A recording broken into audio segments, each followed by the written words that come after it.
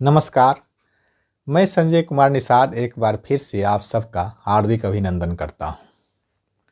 दोस्तों, जब हम धन संपत्ति के बारे में बात करते हैं तो असल में हम सब धन संपत्ति के बारे में बात नहीं करते हैं, बल्कि धन संपत्ति के लिए अपना जो विश्वास है उसके बारे में बात करते हैं। हम धन संपत्ति के लिए जो बिलीव रखते हैं या विश्वास रखते हैं, हम असल में वही होते हैं। दुनिया में कोई भी व्यक्ति ना तो गरीब है ना अमीर है। यह आपको सही नहीं लगेगा, क्योंकि गरीबी और अमीरी का प्रत्येक स्तर पर सबके द्वारा वर्गीकरण तो किया ही गया है और कई बार इसे मैं भी बताया हूँ। तो आपको लगेगा कि यह गलत है कि कोई ना तो गरीब है ना कोई अमीर है। यह गलत नहीं है, यह भी बिल्कुल सही है कि हम किसे अमीर माने या किसे गरीब माने। कोई व्यक्ति जिसके पास कुछ भी नहीं है, अगर वह अपने आप को संतुष्ट पाता है तो उसे अमीर कहा जा सकता है। लेकिन यह संभव नहीं है कि बगैर कुछ होने के बावजूद भी कोई व्यक्ति संतुष्ट हो, क्योंकि जीवन को संतुष्ट करने के लिए धन की आवश्यकता होती है। धन की नहीं, पर्याप्त धन की आवश्यकता होती है। जिसके पास पर्याप्त धन नहीं है वे संतुष्ट नहीं हो सकते हैं। इसलिए यह नियम सही नहीं हो सकता है या नहीं माना जाता है कि जिसके पास कुछ नहीं है, अगर वह संतुष्ट है तो वह धनवान है। दूसरी बात कि हम कितना धनवान हैं या हो सकते हैं, यह उसी पर निर्भर करता है कि हम धन पर कितना विश्वास करते हैं। हमारे लिए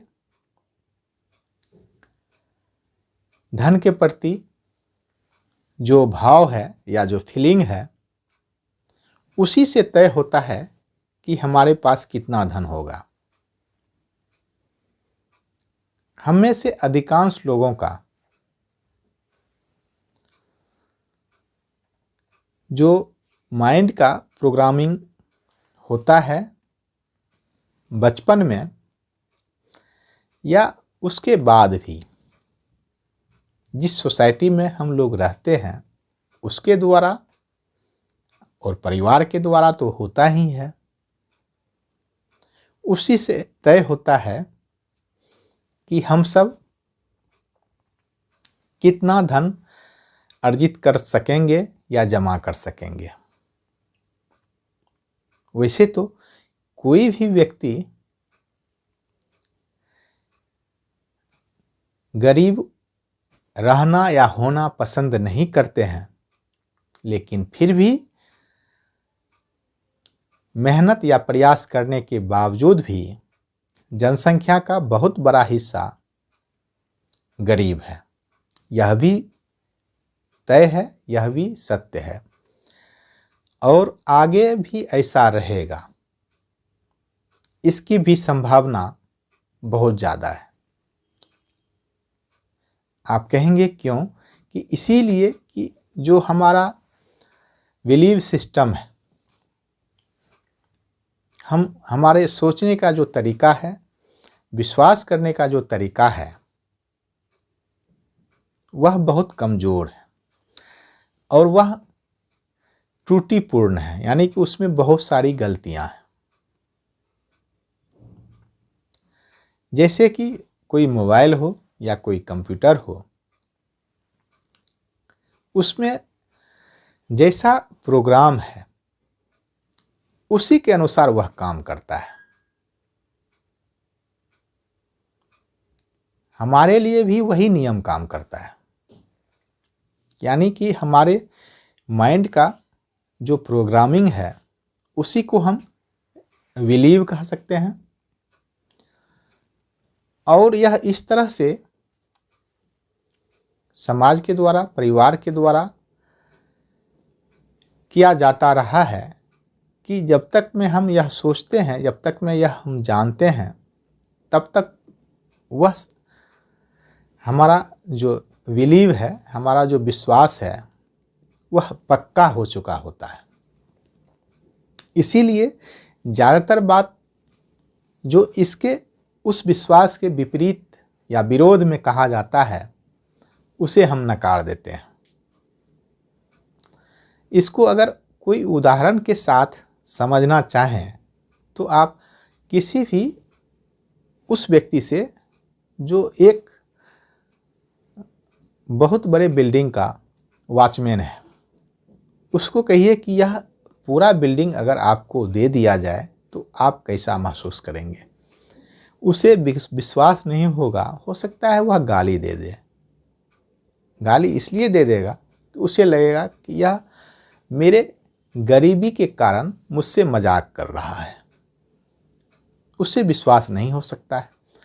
कई बार यह भी देखा गया है कि लोगों को अकस्मात अगर धन संपत्ति हाथ लग जाता है तो वह इस सदमे को बर्दाश्त नहीं कर पाता है।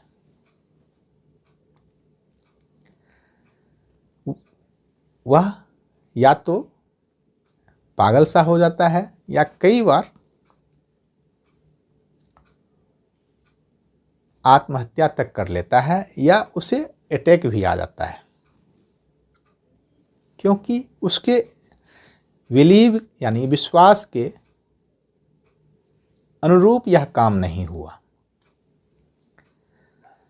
अब सवाल यह उठता है कि जब सब कुछ हम अपने विश्वास के बराबर ही हासिल करते हैं या कर सकते हैं, तो क्या हम अपने विश्वास को बदल सकते हैं? जो हमें छोटा आंकने में, या उसको अंग्रेजी में कहते हैं लिमिटिंग बिलीव, यानी जो विश्वास हमें सीमित करता है, एक स्तर तक रहने देता है। कई बार हम सब सुने होते हैं कि यह काम आपके औकात से बाहर है, या हमारा औकात या मेरा औकात उतना नहीं है। कई लोग यही सलाह देते हैं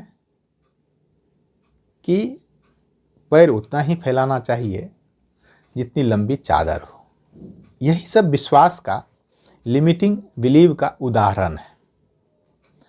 कुछ और उदाहरण है, और इस तरह के एक दो नहीं, सैकड़ों विश्वास है, यानी कि लिमिटिंग विश्वास है कि जो हमें सीमित करता है।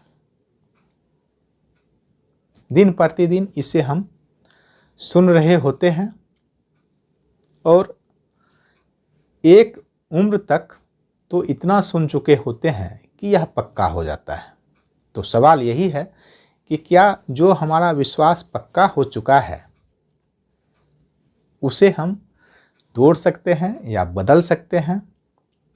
क्योंकि जब यह तय है कि हमारा जो विश्वास है उसी के बराबर हमें सफलता प्राप्त हो सकती है, उससे ज़्यादा नहीं। पहले तो इस बात को हम स्वीकार करें, मानें कि हमें जो मिला है या जो हमारे पास है वह सब हमारे विश्वास के बराबर है, उससे ज़्यादा नहीं है। तो अब यही सवाल है कि हम अपने विश्वास को क्या जो अभी है उसे बदल सकते हैं? तो इसका उत्तर है अवश्य। अगर हम सब इस पर मेहनत करें तो यह ऐसी कोई बीमारी नहीं है कि जिसका कोई इलाज ना हो। इसका इलाज है, और इसका इलाज उतना भी कीमती नहीं है कि इसे हर कोई ना कर सके। यह भी एक मजे की बात है। हम सबको अपने विश्वास पर काम करने के लिए या अपने माइंड सेट को बदलने के लिए बहुत सारा धन की आवश्यकता भी नहीं होती है। हाँ, बिल्कुल मुफ्त में दुनिया में कुछ भी नहीं है। कुछ न कुछ तो अवश्य करना पड़ेगा, चाहे वह समय के रूप में खर्च करें, और कुछ न कुछ धन की भी आवश्यकता होगी। बिना धन के तो आप यह सुन भी नहीं रहे हैं। लेकिन ऐसा भी नहीं है कि कोई इस पर जो चाहे वह इतना गरीब है कि वह इस पर खर्च नहीं कर सकता है। यानी कि अपने विश्वास को बदलने के लिए, उस विश्वास को बदलने के लिए जो हमें सीमित करता है, यानी कि हम जहाँ हैं वहाँ से ऊपर जाने में बाधक है, उसे हम चाहें तो आसानी से बदल सकते हैं। आज एक इसी तरह के विश्वास के बारे में हम चर्चा करेंगे। चर्चा ही नहीं करेंगे, प्रैक्टिकल करेंगे कि इसको हम कैसे बदल सकते हैं, बदलने का तरीका क्या है, इससे क्या लाभ होगा, क्या इससे कोई हानि है। तो सबसे पहले मैं यही बता दूं कि इससे कोई हानि नहीं है, और इससे लाभ आपके विश्वास के अनुरूप ही मिलेगा। एक सबसे जो कॉमन बिलीव है, यानी कि इस पर ज़्यादातर लोग कई बार अपने परिवार में, समाज में, या ऐसे व्यक्ति से भी सुन चुके होते हैं जिसे वे नहीं जानते हैं। साहित्य में, सिनेमा में, सब जगह इस तरह के गलत विश्वास लोगों को थोपा गया है, थोपा जा रहा है, और भविष्य में भी इस पर कोई ऐसी बात नहीं है कि इस पर सरकार क्या कहते हैं, रोक लगा दे। कई बार हम सब यह सुन चुके होते हैं कि रुपया पैसा या धन संपत्ति सारी बुराइयों की जड़ है। यह एक लिमिटिंग बिलीव है। लोग समाज में किसी एक व्यक्ति को देखकर यह अंदाजा लगा लिए कि यह सही है। कोई व्यक्ति जिसके पास संयोग से धन संपत्ति है और उसमें कई सारी बुराइयां हैं, तो लोग यह अंदाजा लगा लिए कि धन संपत्ति सारी बुराइयों की जड़ है। अब यह बालमन, यानी कि जब तक हम बच्चे होते हैं तब तक भी यह सुनाया जाता है, या तो हम पढ़ चुके होते हैं साहित्य में, उसके बाद या सिनेमा में भी इस तरह के ही कहानियों का अंबार लगा हुआ है, और हम सब अंतर्मन में इस चीज को मान चुके होते हैं कि यह सही है। इस विश्वास को तोड़ना बहुत जरूरी है अगर हम अपने स्तर को बदलना चाहते हैं। हम जहाँ हैं अगर वहीं रहेंगे, वहीं रहने की हमारी इच्छा है, चाहे जिस भी स्तर के हों, तब तो कोई बात नहीं है। लेकिन अगर हम चाहते हैं कि हम अपने जीवन को और आनंदमय बनाएं, तो स्वाभाविक रूप से इस विश्वास को बदलना पड़ेगा या इसका निदान करना पड़ेगा। यह एक रोग है, मैं कहूँगा यह एक मानसिक रोग है और इसका इलाज जरूरी है। इसका इलाज क्या है? इलाज कई तरीके से हम कर सकते हैं। एक तो है कि इसका औषधि के रूप में हम जो सही चीज है उसे बार बार रटें, दोहराएं, तो हमारा जो है सबकॉन्शियस माइंड वह रीप्रोग्राम हो सकता है। जैसे अभी तक सबकॉन्शियस माइंड में यह कई बार जा चुका है कि रुपया सारी बुराइयों की जड़ है। अब इसके विपरीत वास्तव में ऐसी बात नहीं है। हो सकता है कोई धनवान व्यक्ति के पास बुराइयां तब भी होती जब उसके पास धन नहीं होता। यह जरूरी नहीं है कि सारे निर्धन जो है उसमें कोई बुराई नहीं है। आप सोच कर देखें कि क्या सारे धनवान व्यक्ति बूढ़े हैं? जिस तरह से दिखाया जाता है, जिस तरह से मान लिए हैं हम लोग, और क्या सारे निर्धन या जिसके पास धन संपत्ति नहीं है, क्या सारे सभी बुराइयों से मुक्त है, यानी कि सभी सही हैं, सभी में सब अच्छाइयाँ हैं? तो आपको उत्तर मिलेगा नहीं, यह बिल्कुल सही नहीं है। तो इसका मतलब है धन संपत्ति या रुपया जो है वह सिर्फ एक औजार है जिसका उपयोग हम अच्छे और बुरे दोनों कामों के लिए कर सकते हैं। यह हमारे जीवन के लिए या हमारे अच्छे जीवन के लिए एक एनर्जी है, एक शक्ति है।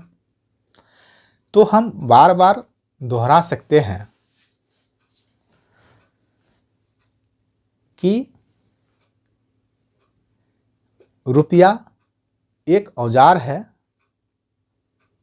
जिसका उपयोग अच्छे और बुरे दोनों तरह के कामों के लिए किया जा सकता है।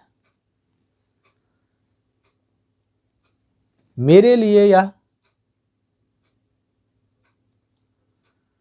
जीवन में अच्छे काम करने के लिए एक शक्ति है या एक एनर्जी है। इस वाक्य को हम सब ऐसे भी मंत्र की तरह रट सकते हैं, दोहरा सकते हैं। एक समय के बाद हमारा सबकॉन्शियस माइंड इस बात को स्वीकार कर लेगा। ज़्यादातर लोगों को लगता है कि इस तरह की बातों से क्या वास्तव में लाभ मिलता है या मिलेगा। ये वही लोग हैं जिसका माइंड यानी सबकॉन्शियस माइंड, अवचेतन मन प्रोग्राम्ड हो चुका है कि नहीं, ये सब गलत है। उसे रीप्रोग्राम करने का कोई तरीका अगर आपके पास है तो उसे अपनाएं। उसे रीप्रोग्राम करने का तरीका यही सब है। एफर्मेशन यानी किसी चीज़ को जो हमारा गलत प्रोग्रामिंग है उसके विपरीत यानी कि जो सही वाक्य है या सही कथन है उसको हम दोहराएं। इसके अलावा और दुनिया में कोई यांत्रिक रूप से यानी कि कोई मशीन ऐसा नहीं बना है जैसे कंप्यूटर में होता है कि प्रोग्राम को हम चेंज कर सकते हैं, लेकिन हमारे माइंड के प्रोग्राम को चेंज करने के लिए वैसा कोई दवा नहीं है, वैसा कोई यंत्र नहीं है।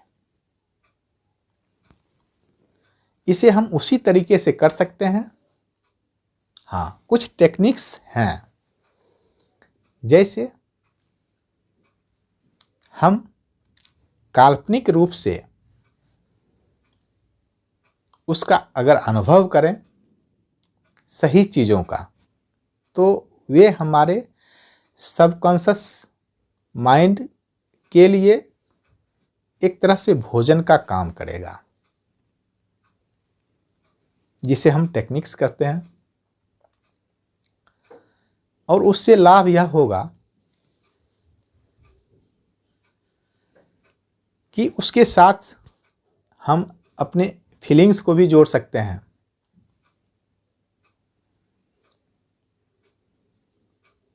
तो आज हम चाहें तो इस कथन को यानी जो हमारा बिलीव था, आज से हम इस बिलीव को नहीं मानेंगे। इसीलिए मैंने कहा था कि रुपया सभी बुराइयों की जड़ है। यह मत सोचें, आप कॉन्शसली जब बड़े होते हैं हम सब तो इस बात को समझ जाते हैं, व्याख्या भी कर लेते हैं कि नहीं यह सही नहीं है, लेकिन सबकॉन्शस माइंड में अभी भी वही प्रोग्राम रहता है हमारा कि रुपया सारी बुराइयों का जड़ है। इसी कारण से कई लोग या सभी लोग वहाँ हैं जहाँ वे हैं।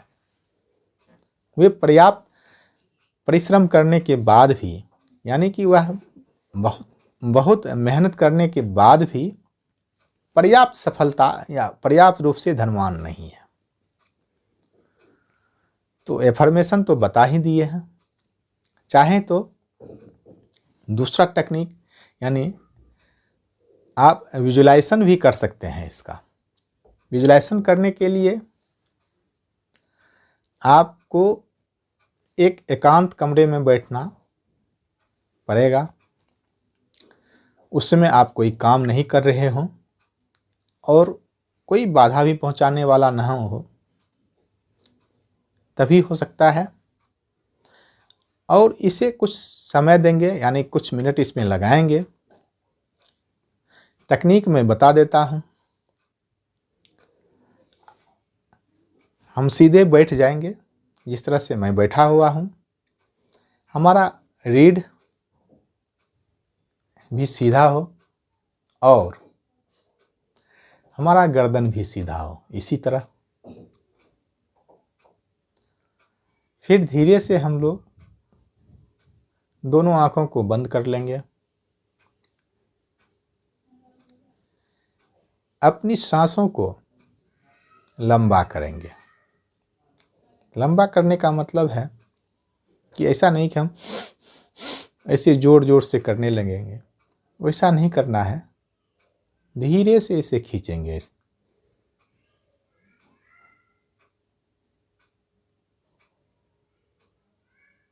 और फिर धीरे से छोड़ देंगे।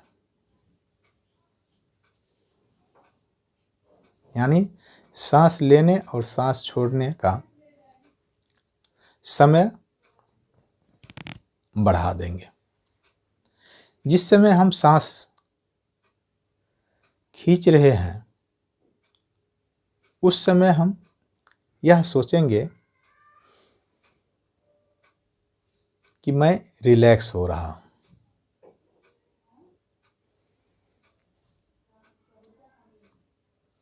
यह अनुभव करेंगे सांस खींचते समय कि मैं रिलैक्स कर रहा हूं। और उसी तरह जब हम छोड़ रहे होंगे सांस को, तो यह हम विचार करेंगे कि जो हमारे शरीर के भीतर जो भी तनाव है उसे हम बाहर फेंक रहे हैं। इस तरह से 3-4 बार करेंगे।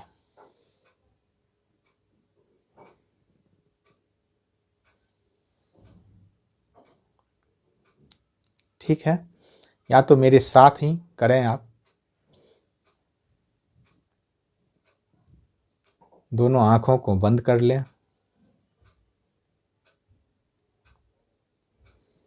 रीढ़ और गर्दन को सीधा करें।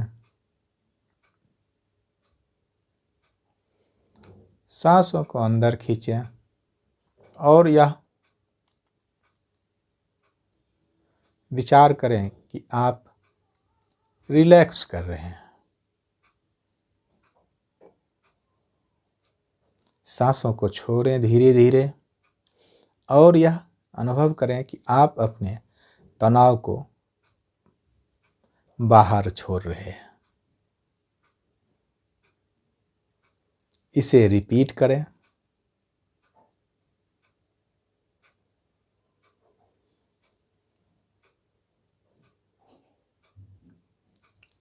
इसे फिर दोहराएं।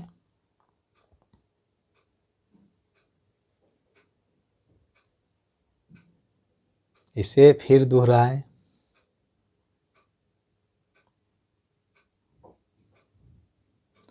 अब कल्पना करें कि आप एक पेड़ के नीचे बैठे हैं। उस पेड़ के पत्ते गोल्डन कलर के हैं। असल में जो उस पेड़ के पत्ते हैं गोल्डन कलर के, वे धन संपत्ति के प्रतिनिधित्व करते हैं या धन संपत्ति के निशान हैं।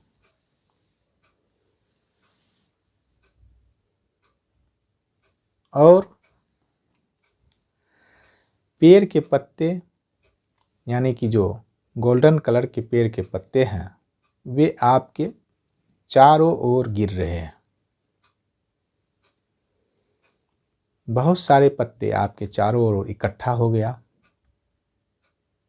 यह कल्पना करें।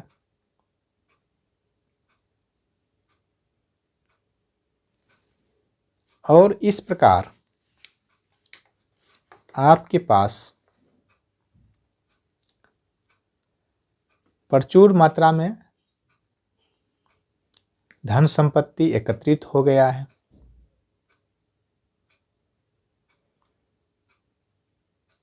जिसका उपयोग आप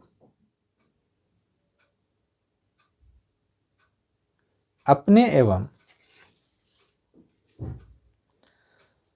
दूसरों के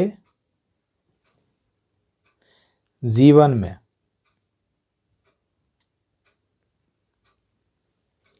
सकारात्मक बदलाव लाने के लिए करेंगे।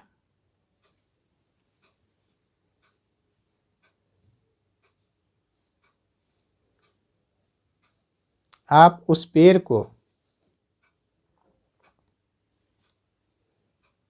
धन्यवाद दीजिए, आभार व्यक्त कीजिए।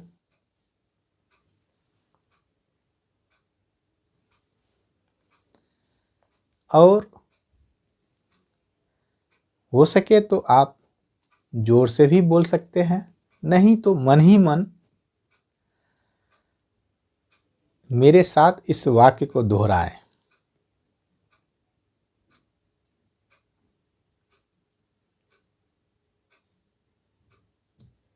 मैं आभारी हूं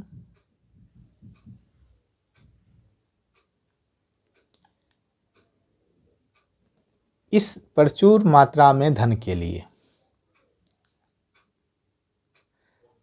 मैं आभारी हूं इस बहुतायत धन के लिए।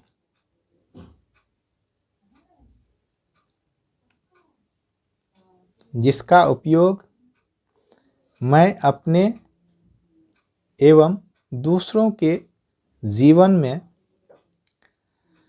सकारात्मक बदलाव लाने के लिए कर रहा हूं। मैं आभारी हूँ इस प्रचुर मात्रा में धन के लिए, जिसका उपयोग मैं अपने जीवन एवं दूसरों के जीवन में सकारात्मक बदलाव लाने के लिए कर रहा हूँ।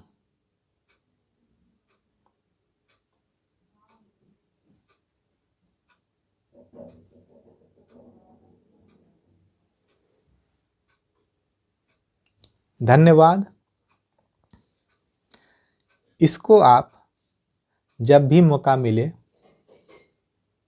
दोहरा सकते हैं। अपनी आंखों को अब खोल लीजिए। दोस्तों, हो सकता है यह तकनीक आपको साधारण लगे और इसीलिए लगेगा कि आपका जो विश्वास है या हम सब का जो विश्वास है उसी के अनुसार हम सब जहाँ हैं या जिस तरह का हमारा सोच है उसी के अनुसार है। अगर हमें बदलना है, विश्वास को भी बदलना है, तो सबकॉन्शियस माइंड का जो प्रोग्रामिंग है उसको बदलना पड़ेगा और उसको बदलने का यही सब एक तरीका है। पुराने समय में और अभी भी या अभी तक कहा जाए कि जो हम अनुष्ठान करते हैं उसके पीछे भी, या जो यज्ञ करते हैं उसके पीछे भी यही एक कारण है कि हमारे सबकॉन्शियस माइंड का प्रोग्रामिंग सही हो जाए। और अगर हम यही काम गलत विश्वास के लिए करें या गलत कामों के लिए करेंगे तो स्वाभाविक रूप से उसका परिणाम भी सही नहीं मिलेगा। अगर हम सब सही के लिए करें तो इसका परिणाम यानी इसका फल भी सही अवश्य मिलेगा। कोई भी काम हम अपने सबकॉन्शियस माइंड को रीप्रोग्राम करके सफलतापूर्वक हासिल कर सकते हैं। हम जीवन के किसी भी क्षेत्र में आवश्यक रूप से जो बदलाव लाना चाहते हैं वह सबकॉन्शियस माइंड को रीप्रोग्राम करके हम ला सकते हैं। यह एक छोटी सी तकनीक है। इसको आप कभी भी जब भी मौका मिले आँख बंद करके इसको कर सकते हैं। जब आप 2-4 बार करेंगे तो आपको बहुत अच्छा फीलिंग होगा, बहुत अच्छा अनुभव करेंगे। धीरे धीरे यह अनुभव और गहरा होता चला जाएगा और निश्चित रूप से यह हमारे और दूसरों के जीवन में सकारात्मक बदलाव लाने के लिए एक उपयोगी होगा। तो आज के लिए बस इतना ही। यहाँ तक सुनने के लिए, यहाँ तक साथ देने के लिए आप सबों का बहुत बहुत धन्यवाद, धन्यवाद, धन्यवाद।